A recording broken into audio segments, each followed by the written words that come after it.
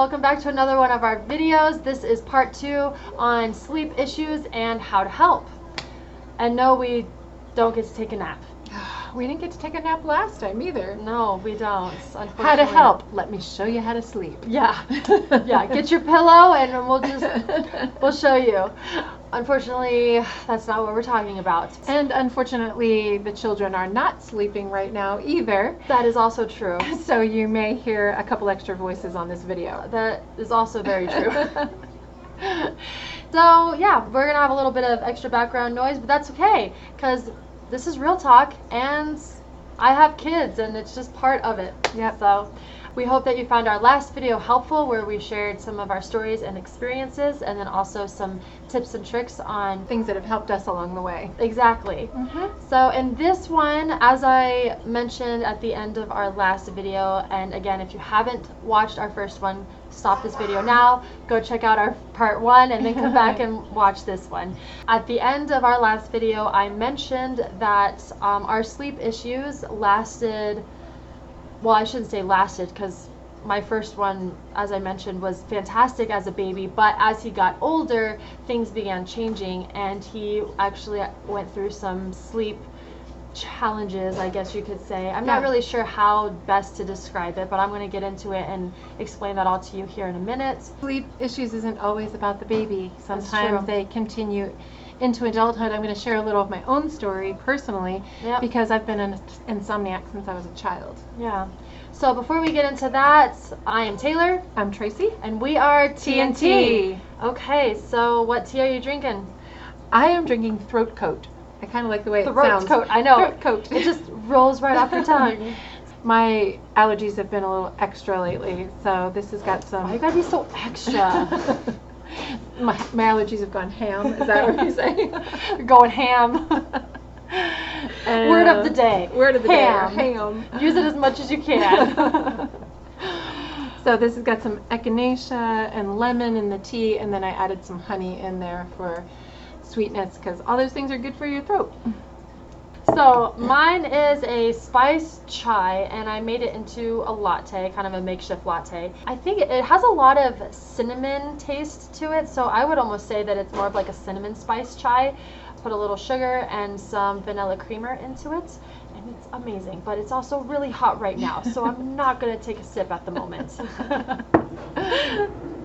Okay, so jumping right in, because we are on borrowed time today, as you can hear in the background. So jumping straight in, I'm just going to share with you a little bit about what's going on with my son. But I want to emphasize, I do not have a proper diagnosis for him at the moment. Right. But we are looking into it. He's actually going to be going and seeing a specialist. I have an appointment with the pediatrician as well. So we are we got that ball rolling, but unfortunately they couldn't get us in until like next month, which is kind of crazy. I guess their schedule is pretty backed up. So we might actually end up with a part 3 on this, and we can do a follow-up later. Exactly. So come back and see us for a part 3. But just with the knowledge that I have and the experiences that I have, just sort of with sleep apnea that has run in our family, things like that, I have kind of put my own pieces together. And like I said, I am not giving him a proper diagnosis, but some of the things that we have been dealing with is just him being very restless, for one thing. He wakes up, I would say, usually somewhere between 3 and 4 hours after we put him to bed, and he'll just get up, and a lot of times he'll get out of bed and he'll walk around. We've actually had to start putting a gate up in the hallway because I don't feel comfortable with him just wandering around. Well, there goes a bouncy ball. So yeah, we've started putting a gate up in the hallway so he can go to the bathroom, of course, if he needs to, and then he needs to go back to bed. But I started getting worried and kind of uncomfortable with him just wandering around the house, because a lot of times my husband and I would just sleep through it. Even though we do have a baby monitor in there, sometimes I just wouldn't hear him, or I wouldn't hear my phone going off or buzzing or something like that. I just wasn't comfortable with him wandering around the house. I was afraid that he might get into something, or if he wandered out the front door or something like that. We do have an alarm system, but still, like, those were the thoughts going through my mind. Right. So That's not the way you want to wake up in the middle of the night anyway, with the alarm system going off, because at that point you don't know what's caused it. Exactly. So. Yeah, for sure. So we've just started using a gate as just a safety net. I definitely think that it helps because it also encourages him, you know, he sees, oh, the gate is up, it's dark outside, everyone's sleeping, I need to go back to bed. And that's what we've been trying to teach him, is like, the only reason you get out of bed is if there's an emergency. And I mean, if he's really upset, I will hear him, like I will wake up and hear him crying or something.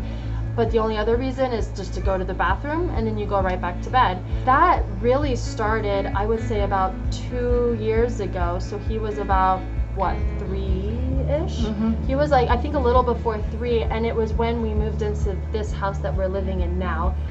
It was a big life change in his life, moving to a new house, and I think that is one thing that kind of stirred it on.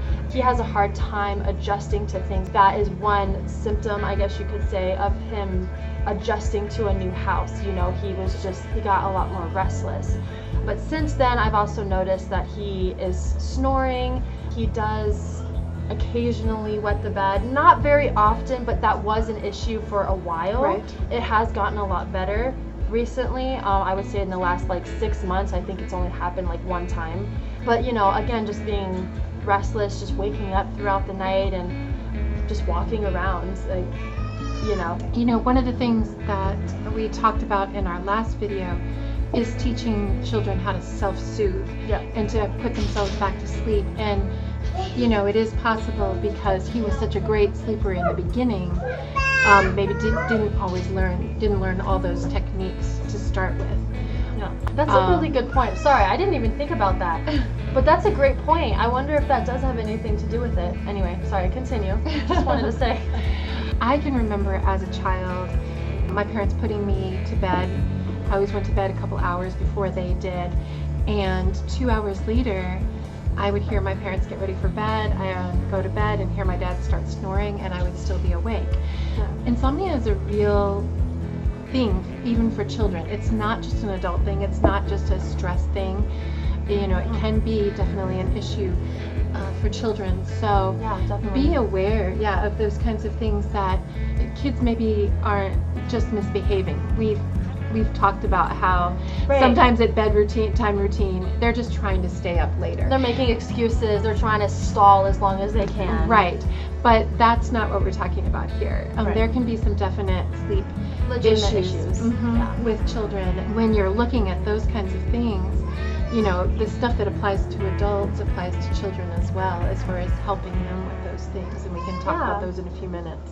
Totally. And I like what you mentioned, you know, stress and things like that. You know, again, you've heard us say this probably in every video at this point, but they're little people and they experience the same kind of emotions as we do as adults. And as I mentioned, you know, that big move, that big transition, I think it was a big stress on him. And I think stress had something to do with it. Well, and he's all about, like we said in the first video, consistency and schedule. Yes. And when those things are thrown off, if you have a child that's like that, any kind of big life changes, a new sibling, a move, any kind of major stress on the family, they sense those kinds of things. So be aware that it can affect them just like it's affecting you. Yeah. I mean, if you and your spouse are feeling stressed out, there's a good possibility that your kids are also feeling stressed out. And it really is just a ripple effect, and it affects a lot of different things. I think we should just move straight into things that we've done that help. Because with all of these things that we're talking about, the first thing I want to say, first and foremost, find a good doctor, find a good pediatrician, also a good dentist, because it surprised me, but the dentist is actually the one that talked to me about all these things. The one that we go to is the dentist, obviously for kids, but they give you a sleep questionnaire, and you go through and you answer all the questions about how your child is sleeping. And that's actually how we got forwarded over to the specialist. It's the ENT. It's what? Ears, nose, and throats. There, I'm still learning that one. There you go, throat. The dentist is actually the one who told me that sleep apnea is starting to become more common in children, unfortunately. And I'm not really sure what the factors are into that. I mean, probably everything that we've just discussed, maybe, but I think there's some other things as well. I'm not a doctor, so I don't know necessarily what always causes it. But again, I think if your child is restless, it's something really good to look into. So I just wanted to encourage that, first and foremost, find a good doctor. Yeah, absolutely. Sleep apnea isn't the only thing that can occur in children. We talked about insomnia, restless leg occurs in children. The stresses, like we talked about, sleepwalking or bedwetting can interrupt their sleep. Yeah. My son was a sleepwalker, which can be so weird. So weird. There were times where we would wake up and he would just be standing next to our bed, just staring down at us. That just would give me the creeps. It does. It is kind of creepy. It was. I'm not gonna lie. And you're kind of like, oh, okay, hi, honey. And then he would say something that generally wouldn't make sense, and I can't remember exactly what he would say, but he would be like, we need to get the, baseball off the roof. And I was like, I would just simply say, we got it, dude. We took care of it. Go ahead and go back to sleep, sweetheart. And he would just wander on back to bed. And of course, I would make sure that he went back to bed. Just different things that can disrupt sleep. I had a friend whose child did sleepwalking, and they actually had to put a high lock on her door because they found her down the street one day. Which is terrifying. Oh my goodness. That's super scary too. So what she said, the first and foremost is your child's having any of these things going on, talk to a doctor. Yeah. But a few things that did work for us, like I said with my son, I would just gently, just talk to him. I never woke him up and just sort of send him back in bed. If you need to put locks on the door, put gates up, safety of your child is first and foremost. Absolutely.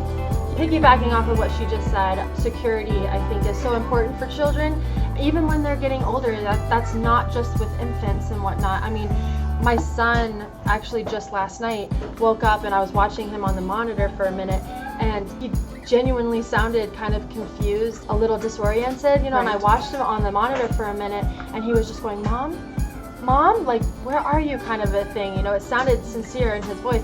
So I just went in there and I said, hey, what do you need? Is there something wrong? What's going on? And he just said, I can't sleep. And I said, buddy, you were sleeping. And he goes, I was? Yeah. I'm like, yeah, you were sleeping. You just woke up. It's okay. I'm here, Your sister is here. She's sleeping. I'm trying to sleep as well. Try. When you're trying to sleep.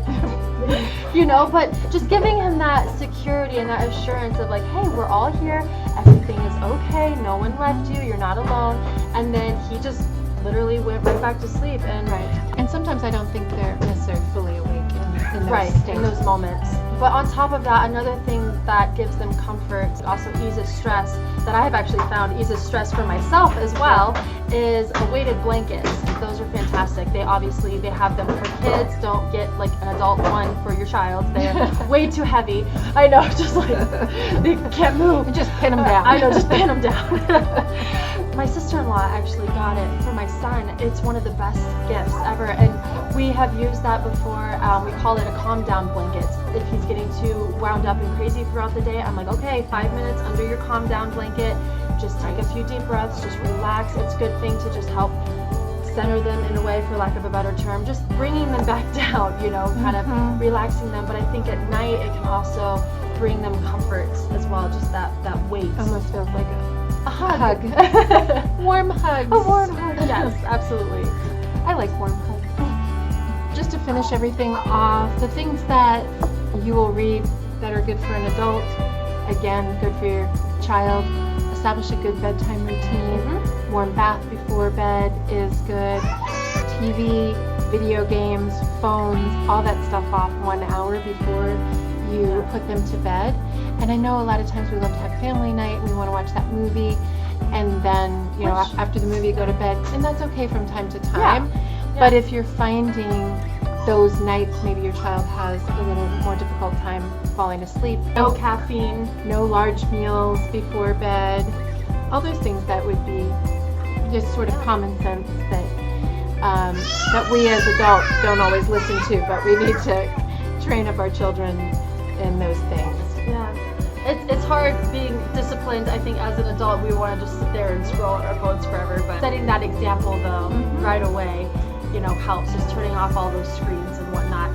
The last thing is, and again, not to repeat myself, but checking with your doctor first before doing this, but melatonin for kids is also a good thing. You don't want to do that every single night, twice a week, or whatever your doctor says is okay. Give that to them an hour before bedtime. I mean, I've only done that one time with my son, and I think it did help a little bit.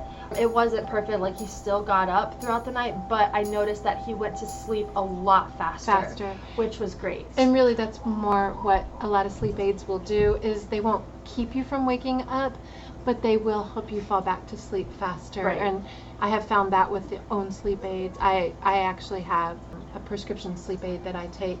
It's very similar to that. I've noticed that I will still wake up during the night, and that may just be your child's sleep pattern, because we all have those sleep cycles that we go through. So it's just a matter of teaching them to go back to sleep after each one of those sleep cycles. Right, which I think is exactly what happened last night in that story that I just told a minute ago. He just woke up and felt like he had been awake for hours or something, Right. and I'm like, no, buddy, you were sleeping, and just trying to teach him, just roll over and go right back to sleep. It's okay. Like, we all wake up throughout the night. It's just a matter of teaching them how to deal with that, properly, and not get out of bed and walk around the house and do whatever it is that he does in the middle of the night over your parents. I know, just walk over them. Seriously. Anyway, we are out of time for this video, but I hope you guys enjoyed this part 2.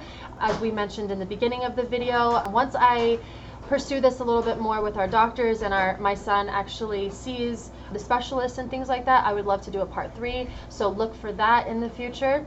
We thank you guys for watching. Please leave us tips and comments in your experiences as well in the comments. If you have a video that you want to share, tag us in it. Follow us on Instagram.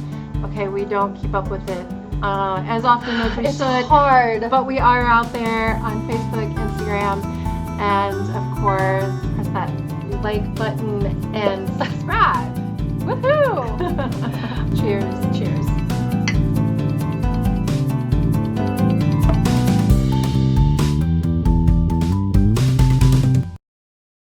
Restless leg can actually occur in children as Actually, well. Sorry. Totally, completely, and 100%. fully. 100%. Absolutely. Sorry. Okay. I'm sorry. Go ahead. Okay.